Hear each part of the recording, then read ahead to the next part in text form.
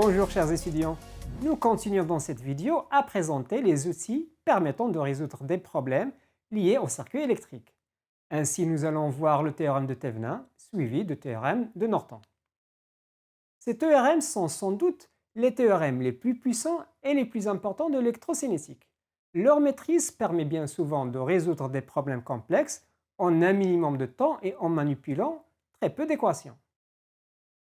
Commençons par le théorème de Thevenin. Il est utile lorsqu'on cherche le courant dans un dipôle placé dans un circuit complexe.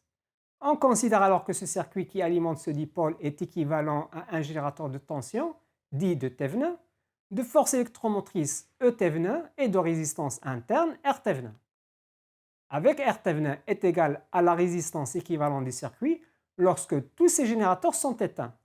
Et la tension E Thevenin est égale à la tension à vide du circuit.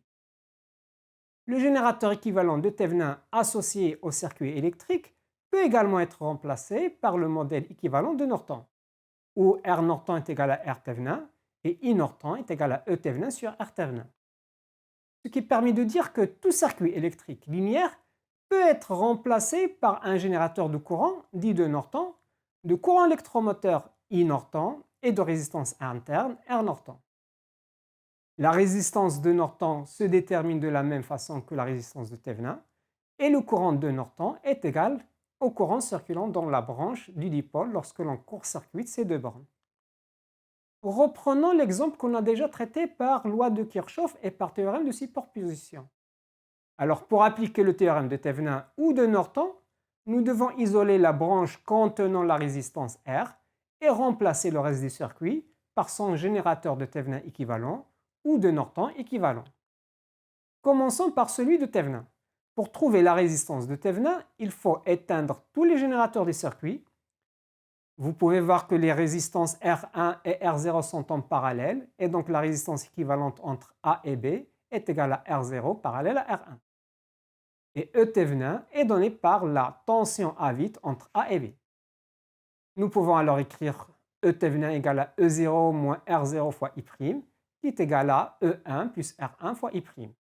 Nous déduisons l'expression de I' que l'on remplace pour trouver E Thevenin.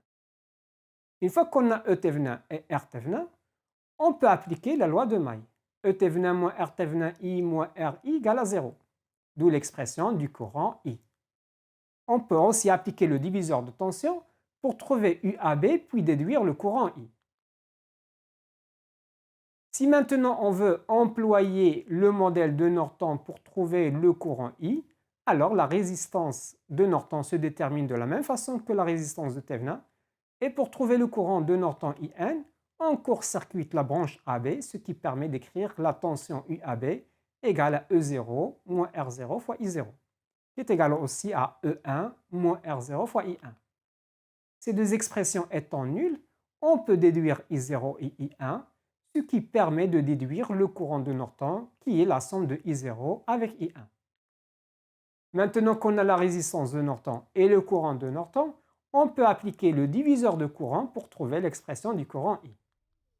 Ce théorème constitue une grande simplification, puisqu'un circuit électrique quelconque est ainsi ramené à un simple générateur.